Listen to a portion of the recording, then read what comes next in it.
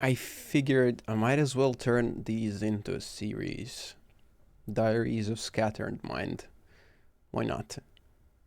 I find them to be rather therapeutic, and there is a lot going on in my head, and I guess getting them through this kind of medium could benefit me because I kind of see it as journaling. Also helps me to become more articulate, pick up the right words, put them in the right order, hopefully communicate efficiently. Um, so I'd like to pick up where I left off last time, where I had a bit of I'd call it an existential crisis in terms of game development. I had lots of thoughts about dark patterns, addiction, and what games meant to me. And after some time reflecting on that and thinking about what gaming was as a whole, and to me in particular, I kind of came to a conclusion that is true for me, may not be true for everyone, and it's true for me at this current stage. So I view gaming as a medium, similarly to a painting or a movie or a song, through which an artist or a team can communicate a message or an experience. Whatever people do with that medium, whatever practices they employ to increase engagement, all of that is secondary. Because in the age of capitalism, every piece of artwork experience is eventually turned into a revenue making machine, if it's allowed to become one. So that's pretty much it. I do not think an artist or a game developer has to indulge in dark patterns to make a game. I feel like those exist because our regulation in those fields are really far behind. I don't think they should be allowed or encouraged. I see that as a form of manipulation, although there's a fine line. That's kind of where I'm at with that thought at this current stage. Is it manipulative to create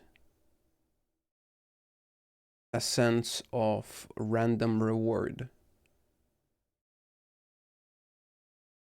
Because opening cases, killing bosses, hoping for loot, this it's called intermittent reward schedule. I think that's correct, where a player engages in an activity and they don't always get a reward, so they tend to crave that reward more.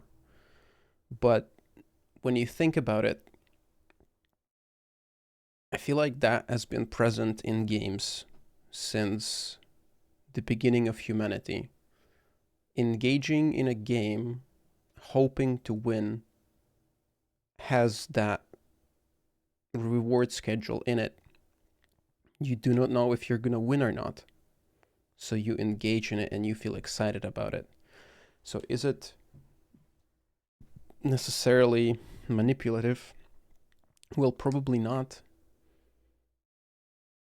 I guess it's the same reason why people would go hunting. I mean, maybe not the same reason. They needed just to survive, right? That's why they hunted. But there is probably a sense of that was present there. And maybe that's why games that do that are so effective, is because they hijack these primal desires, which is another huge topic. I think a lot of games do that, and a lot of good games do that. And I think for me, I was writing some of this down, trying to figure out what games are to me. And I think the main things that games are to me is expression, connection, engagement, competition, exploration, strategy, friendship, and mastery. I also put intimacy here, but it's it's kind of not quite there.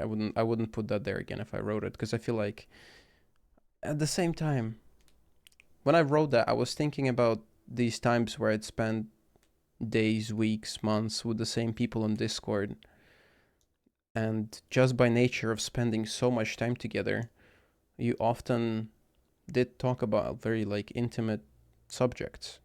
Um, so maybe not, maybe that's there. But these other ones, competition, strategy, mastery, I feel like games sort of create this jungle gym. I don't remember who said that. Ooh, no, I do. I'll put their name on the screen. Maybe not. I'll put it in the description because I don't want to. It was the latest video on Deadlock by this animated character guy. Awesome content. Anyway, Jungle Gym. It's a game that creates experiences that speak to our primal nature. They feel so visceral. Sense of competition, violence, expression, mastery. All of these things we as humans just desire for fulfillment, for self development. And I feel like, my other thought about it was, if games provide this experience to someone in a digital form, do they not then steal that potential to be developed in real world? Meaning, if a game gives an opportunity to a human to develop mastery, and they do, and they spend a lot of time on developing that mastery, wouldn't it be better for that human to develop mastery in a field that would have a meaningful impact on their life? Hmm.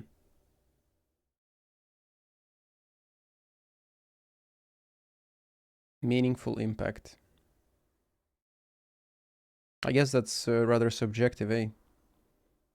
What I thought about then is music at some point was created, right? There was a time where a first instrument was made, be that bones or whatever, and that desire for mastery was directed to something indulgent like music, because it's not necessarily needed for survival, right? Of course, you can master a skill that can generate revenue, but is that all that people do? People do knitting. That can generate revenue, but it doesn't have to be.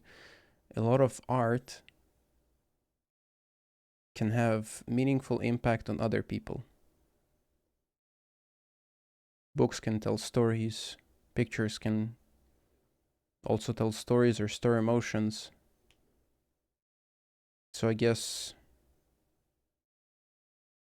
we were talking about mastery and games hijacking those primal senses.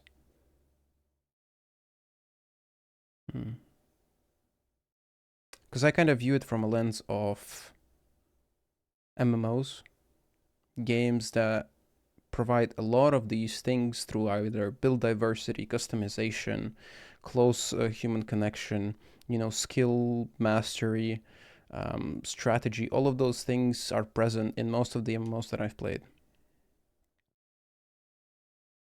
Now, would I be better off if those experiences did not happen?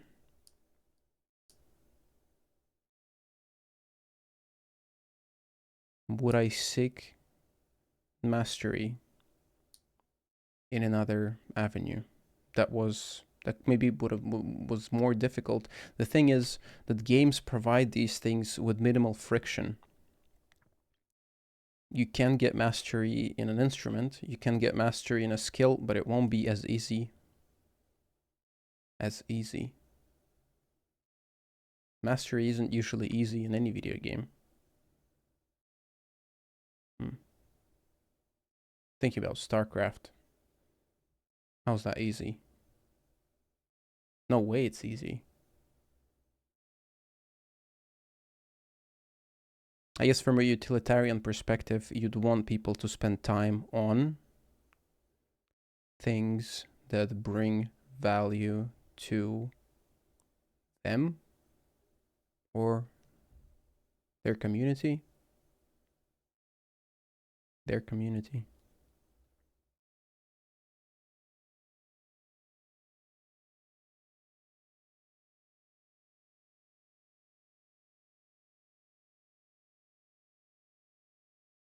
I think somebody else brought it up in our Discord. It was JBug that we do not currently exist in an environment that we were so used to.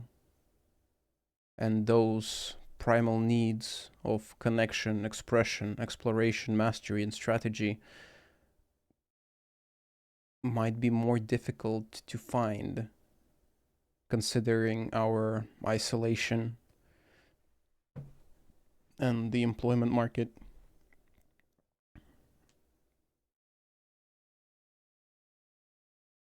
So at the same time, if these experiences didn't occur in my life through video games, I could have, something more negative could have happened.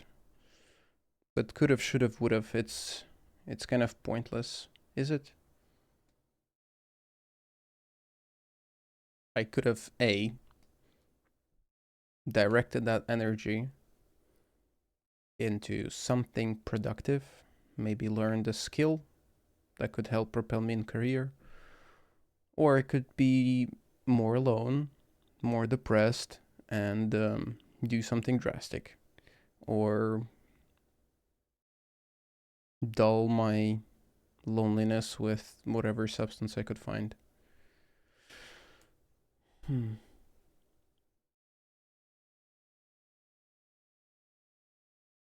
Ultimately, I think it is up to the developer to figure out what their moral and ethical compass is. Figure out their values and then live and create in accordance to those values.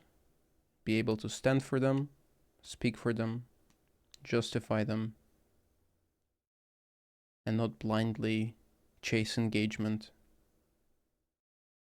by, engaging in whatever dark pattern manipulation you can. Because those practices are rampant in both marketing and game development. It's just a status quo, right? We figure out what are the most effective heuristics that people use to process information and how you can take advantage of those. It's really fucked. And I feel like if we don't actually do something about it, our understanding of how human brain works is getting too good.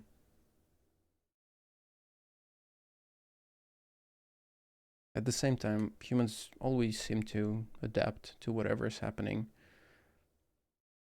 And they imagine the heuristics that we're currently using will be less effective as the time goes on because people will become more acutely aware of them. That makes sense. I guess then we'll just engage in more research and eye pattern recognition and where you click and how you click, and it's just so much is being recorded about what you do and how you do it, and then it's used against you. Even this video is probably going to be used against, the human race at some point. Against? To better understand is how they explain it. They want to better understand you, to better sell to you.